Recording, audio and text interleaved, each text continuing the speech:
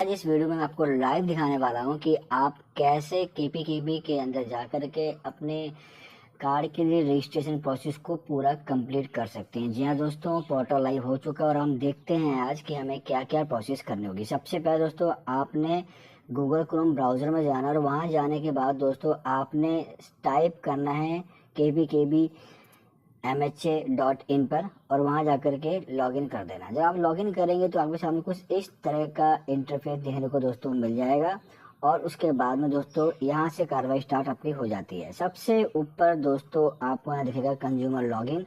अभी क्योंकि कुछ एरर आ रहा था तो आपने ये ध्यान रखना है कि गूगल क्रोम ब्राउजर में जब आप जाएंगे दोस्तों तो उसको आपने डेस्कटॉप साइट पे कर देना है। ये सेटिंग आपको कहाँ मिलेगी दोस्तों? ये जो 3 लाइन होती है दिख रही होगी आपको, यहाँ पे आपने जाना है और जब नीचे स्क्रॉल डाउन करेंगे तो देखिए यहाँ पे दिख रहा होगा डेस्कटॉप साइट। तो मैंने इसको क्या है यहाँ पे टिक किया हुआ है। तो अभी ये डेस्कटॉप साइट के व्यू में आ रखा है। अब दोस्तों करना क्या है, इस तरह का इंटरफेस आएगा आपके बीच में। तो यहाँ पे ये 3 लाइन दिख रही है आपको कंज्यूमर लॉगिन के पास में, यहाँ पे आपने क्लिक करना है और क्लिक करने के बाद में आपको 3 ऑप्शन दिख जाएंगे स्क्रीन पे। पहला ऑप्शन होगा होम, अबाउट अस और न्यू कंज्यूमर। आपने बिना सोच समझे न्यू कंज्यूमर पे क्लिक कर देना है। अब यहाँ पे आपका वो पोर्टल आ जाएगा जहाँ पे आपको रजिस्ट्रेशन प्रोसेस कंप्लीट करनी होगी। टोटल 4 स्टेप में दोस्तों ये प्रोसेस कंप्लीट होती है। पहला होता है आपकी पर्सनल इन्फॉर्मेशन, दूसरा होता है वेरीफाई कॉन्टैक्ट, तीसरा होता है एडिशनल इन्फॉर्मेशन और चौथा स्टेप होता है प्रीव्यू एंड सबमिट। दोस्तों यहाँ पे आपका जो पर्सनल इन्फॉर्मेशन है मैं आपको दिखा देता हूँ कि आपको क्या क्या भरना होगा।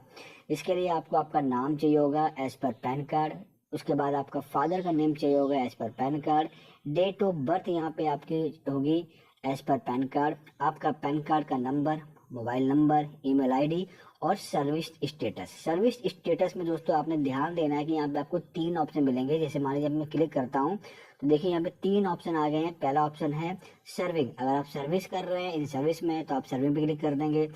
रिटायर्ड, अगर आप रिटायर्ड हो चुके तो इस पे क्लिक करेंगे और अगर आपने रिजाइन दे दिया तो आप इस पे क्लिक करेंगे। दोस्तों तीनों ही ऑप्शन को जब क्लिक करते हैं तो आपका जो नंबर होता है वो उस हिसाब से मांगा जाता है। जैसे मान लो मैंने सर्विंग क्लिक कर दिया तो यहाँ पे मुझसे क्या मांगा जाएगा, रेजिमेंटल जो नंबर है वो मांग लिया जाएगा। तो रेजिमेंटल नंबर जो होता है यानी कि आपका कह सकते हैं कि फोर्स नंबर हो जाता है। वहीं अगर मैं यहाँ पे क्लिक कर देता हूँ रिटायर्ड पे तो यहाँ पे मेरा मांगा जाएगा PPO नंबर, क्योंकि रिटायरमेंट जो पेंशन होते हैं उनके पास PPO नंबर होता है। और वहीं अगर मैं मांग कर लेता हूँ रिजाइन पे क्लिक तो मेरा डिस्चार्ज सर्टिफिकेट जो है उसका नंबर यहाँ पे मांगा जाएगा। तो ये डिटेल आपको देनी होगी। तो अब मैं इन डिटेल को भर देता हूँ। उसके बाद नेक्स्ट जो पेज आता है दोस्तों जिसमें हमको कॉन्टैक्ट को वेरीफाई करना होता है, वहां पे हम लोग पहुंच जाते हैं।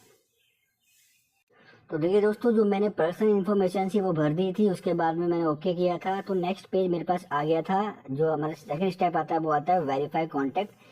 जब आप उस पेज पर आ जाएंगे तो आपके सामने कुछ इस तरह का इंटरफेस आएगा। यहाँ पे दोस्तों आपका जो मोबाइल नंबर आपने भरा था और आपने जो ईमेल आईडी भरा था उसका एक OTP जनरेट होता है, वो आपको डालना होता है। OTP कहाँ होता है दोस्तों? OTP आपको स्क्रीन पे दिख जाएगा। देखिए मोबाइल OTP यहाँ पे ये वाला हो जाएगा, ईमेल OTP ये हो जाएगा। इसको आपने कॉपी करके अपने अपनी जगह पे पेस्ट कर देना। तो फटाफट उसको मैं कर देता हूँ। तो मोबाइल OTP ये है, यहाँ से मैंने इसको ये कॉपी किया और मोबाइल OTP वाले ऑप्शन में जाके इसको मैंने यहाँ पे पेस्ट कर दिया। सेम ऐसे ही मैं ईमेल वाला OTP को यहाँ से कॉपी कर लेता हूँ और उसके बाद में जाकर के ईमेल वाले जो बार है वहाँ जाके इसको मैं पेस्ट कर देता हूँ। तो ये दोनों ही चीज़ें मैंने जो है उनकी जगह पे डाल दी हैं।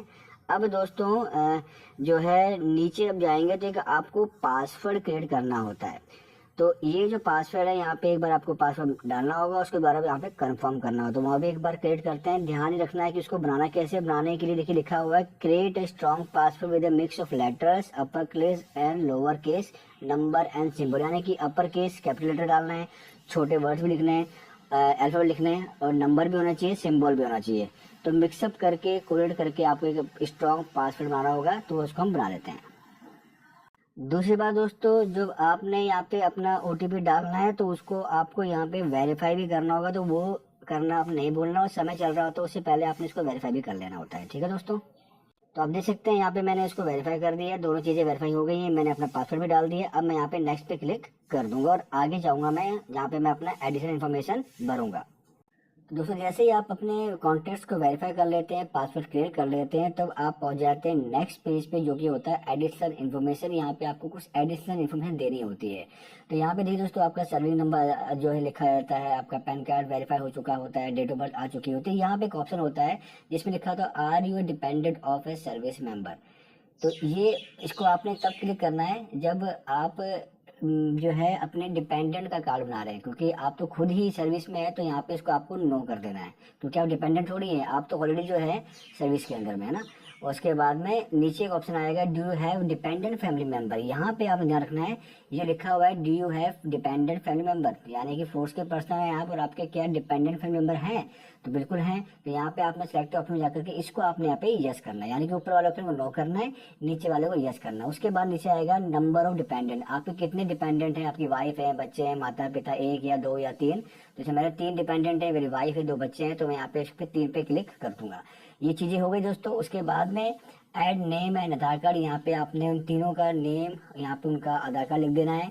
उसके बाद नीचे जब स्क्रॉल डाउन करेंगे तो यहाँ आपने अपना डिटेल भर देनी है, आपका एड्रेस भर देना है, आपकी प्रोफाइल फोटो को अपलोड कर देना है, यहाँ पे आपके डॉक्यूमेंट्स को अपलोड करना है, और सब कुछ हो जाने के बाद में आपने कर देना है सबमिट बटन पे क्लिक। उसके बाद दोस्तों क्या होगा, नेक्स्ट पेज में जाएंगे, यहाँ आपको मिलेगा प्रीव्यू एंड सबमिट का बटन, जहाँ पे आपने जो भी डॉक्यूमेंट भरे हैं उसका एक प्रीव्यू आप देख सकते हैं। प्रीव्यू स्क्रीन पर आपको दिख जाएगा, उसको चेक कर सकते हैं, और कुछ भी कमी लगती है तो दोबारा आप बैक जाकर के उसको वेरीफाई कर सकते हैं, ठीक कर सकते हैं। और लगता है कि नहीं मेरा प्रीव्यू सही है, डॉक्यूमेंट जो मैंने भरे वो सही हैं, तब आप उन चीज़ों को सबमिट कर देंगे, और आपका केपीकेबी का कार्ड जो है वो सबमिट हो जाएगा। और आपको एक कोड मिलेगा, उस कोड को लेके जाना है अपने कैंटीन में, जो भी आपकी केपीकेबी की कैंटीन है वहाँ जाएंगे, और वहाँ जाने के बाद में कोड और साथ में जो भी डॉक्यूमेंट आपने अपलोड किए हैं दोस्तों, वो सारे के सारे डॉक्यूमेंट आपने जाके वहाँ जमा कर देने हैं।